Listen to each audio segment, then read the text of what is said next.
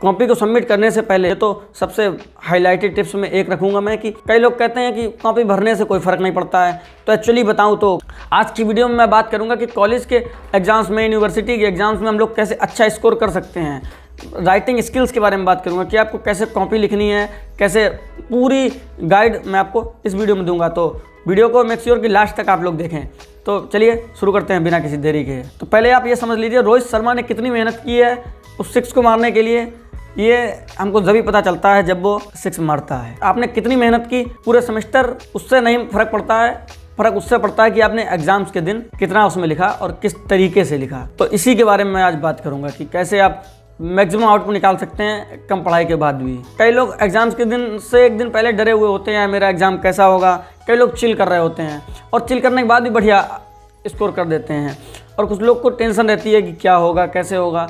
तो जिसने जितना ज़्यादा पढ़ा होता है उसको उतनी ज़्यादा टेंशन होती है कि मैंने देखो इतना सारा पढ़ा है, क्या सब सही हो जाएगा।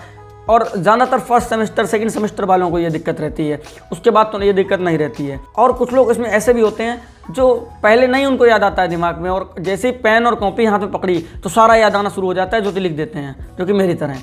और कुछ लोग ऐसे होते हैं कि पहले उनको सब आ रहा होता है, एग्जाम हॉल में पहुंचते ही सारा कुछ भूल जाते हैं। तो आप किस प्रकार के स्टूडेंट हैं कमेंट में ज़रूर बताइएगा।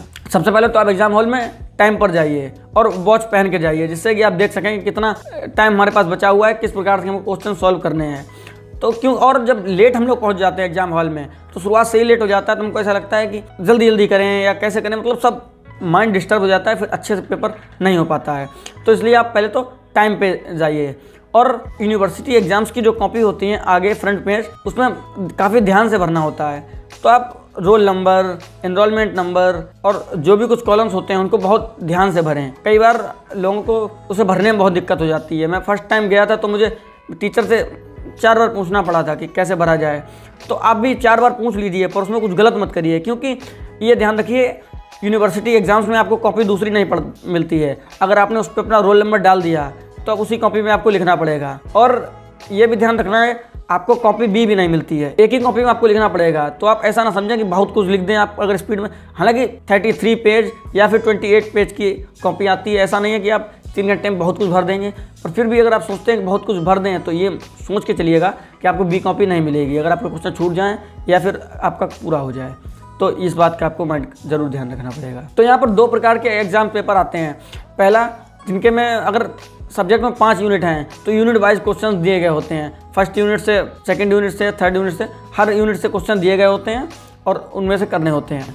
और सेकंड जो होते हैं जिनमें section A, section B, section C, 3 जगह पेपर डिवाइड होता है।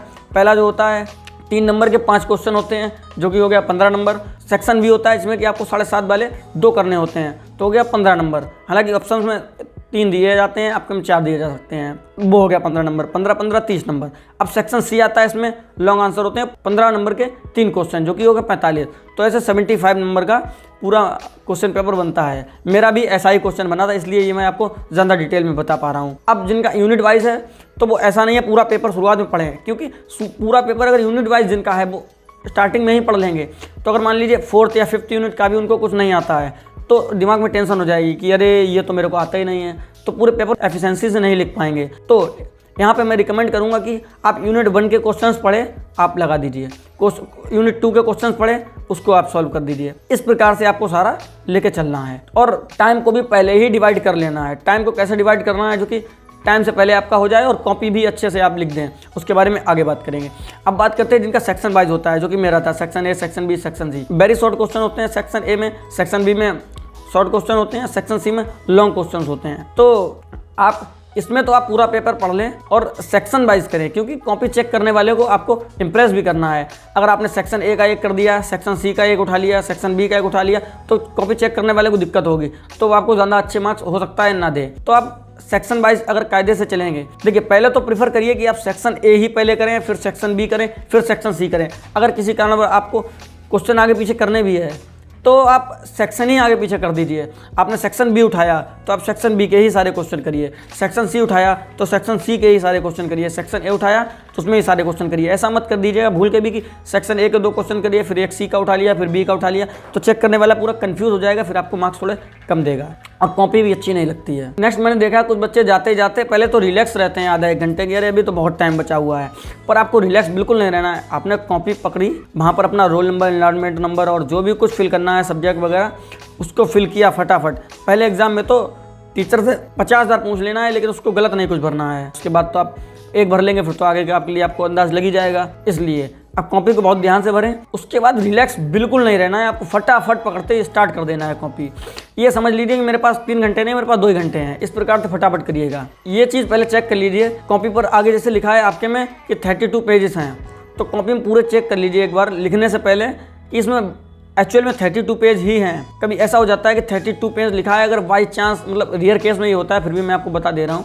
अगर 32 पेज लिखा हुआ है और वहाँ पर आपको अंदर 1 पेज मिस मिल रहा है, मान लीजिए 30 पेज मिल रहे हैं, तो इस केस में आपको कॉपी दूसरी लेनी है। और रोल नंबर डालने के बाद ये आप कॉपी चेंज नहीं कर सकते हैं। अगर आपको मिल गई गलत तो आपको उसी पर लिखना पड़ेगा। और ये भी आप चेक कर लें कि कॉपी सही है, अंदर कुछ फटी हुई तो नहीं है या फिर कहीं पेज तो नहीं निकल रहा है, ये सारा आप पहले श्योर कर लें। बी कॉपी आपको बिल्कुल नहीं मिलती है, इसलिए जितने आपके क्वेश्चंस हैं आप पहले से तैयारी कर लीजिए कि कितने पेज में हमको कौन से लिखने हैं।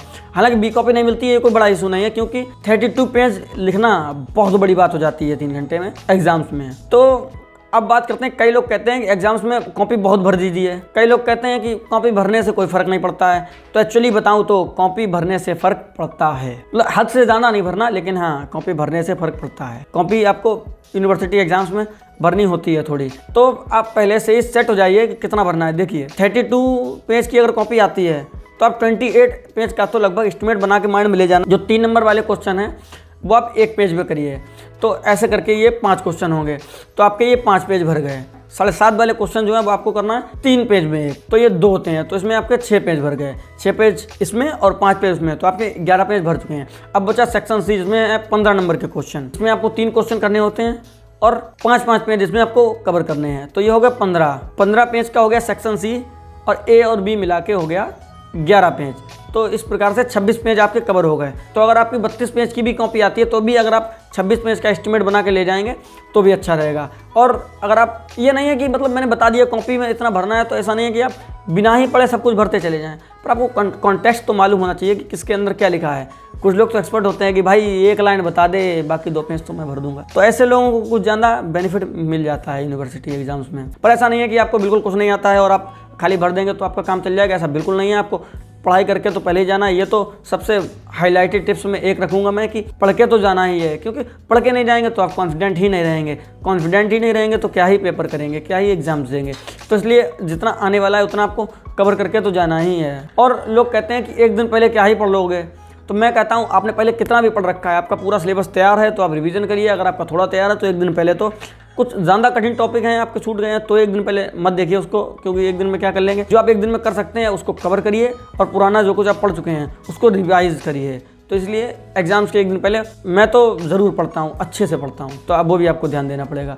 और मोस्ट ऑफ द स्टूडेंट्स जो होते हैं इंजीनियरिंग में या फिर बीटेक बीसीए वाले जो हैं वो एक दिन पहले ही पढ़ते हैं पूरा सिलेबस यार। और जब आपने कॉपी पूरी लिख दी है तो उसमें हाईलाइट चीज़ें ब्लैक कलर से अंडरलाइन कर दीजिए। तो जो लग रहा है आपको हाईलाइट करने वाली चीज़ें हैं, बहुत सारे एग्जाम्स में हाईलाइटर तो अलाउ नहीं होता है। अगर आपके हाईलाइटर अलाउ है या फिर कुछ कलर अलाउ है तो आप बोले जाइए, उससे थोड़ा सजाइए कॉपी को। यहाँ पर लड़कियाँ ज़्यादा एज ले जाती हैं, वो कॉपी को बहुत अच्छे से सजा लेती हैं, पर लड़के भी इसमें कम नहीं रहने चाहिए। अगर आपकी यूनिवर्सिटी में अलाउ है कलर या स्केच लगाना तो आप अपने कॉलेज में पता कर लीजिए, वो आप लेके जाइए और पूरा सजाइए। कहीं पर कभी बादल बना दीजिए, उसके अंदर लिख दीजिए।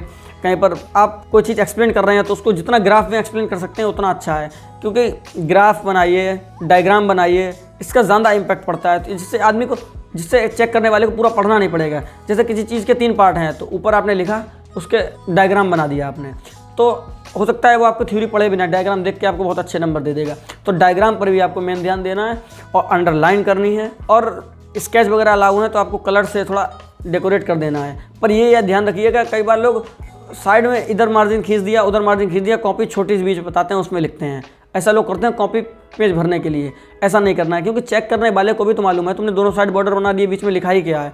तो इसलिए बॉर्डर बिल्कुल मत बनाइए, लास्ट में भले आपके 3-4 पेज बच जाएँ, पर आपको ऐसा बिल्कुल भूल के भी नहीं करना है। तो इन सभी बातों का आपको ज़रूर ध्यान देना है। अगर आप मैथ्स का पेपर है या फिर प्रोग्रामिंग का पेपर है, तो जो आउटपुट आ रहा है उसको आप बॉक्स में डालिए, ब्लैक कलर से पेन से एक बॉक्स बनाइए, उसके अंदर आउटपुट डालिए। और अगर मैथ्स का एग्जाम है तो जो आपका आंसर आ रहा है उसको आप बॉक्स में बंद करिए, जिससे कि अच्छा दिखे, अट्रैक्टिव लगे, थोड़ा आपकी प्रेजेंटेशन अच्छी हो पाए। मेन चीज़ ये है, यूनिवर्सिटी एग्जाम में स्पीड की बहुत वैल्यू है। अभी तक 10th 12th में भले आपकी स्पीड अच्छी नहीं है, आपने काम कर दिया हो, पर यहाँ पर स्पीड अच्छी नहीं है तो आप मार्क्स काफ़ी कम स्कोर कर सकते हैं।